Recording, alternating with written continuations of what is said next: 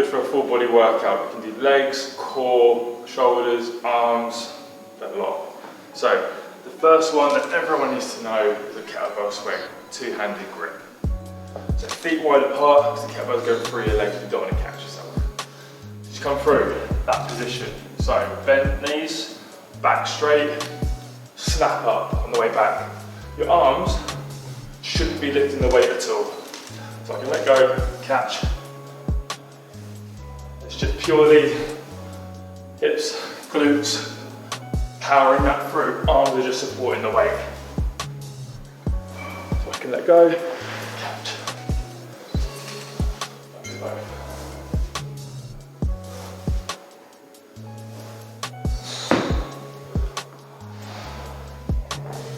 The popular movement with kettlebells is the shoulder press. So having the kettlebell on the floor to start with.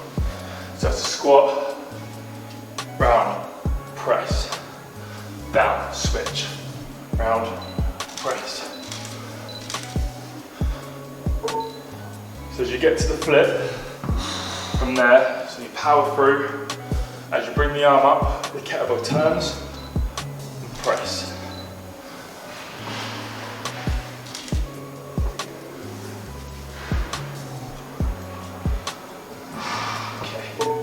Kettlebell move number 3, squats.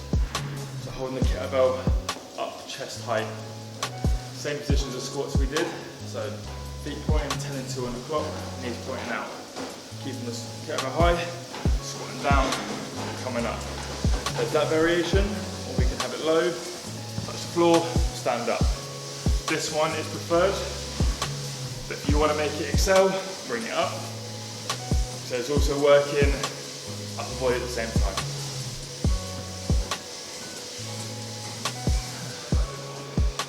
Right, so we're going to do reverse lunges, 2 variations. So we're going to do the normal, and then we're going to do a twist involved. So again, holding the kettlebell, nice close to the chest.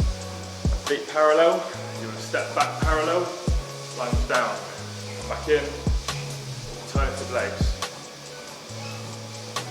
Make sure the back knee does not touch the floor. Okay, reverse of the twist, lunge down, twist over the front leg. This will work the core at the same time as working the legs.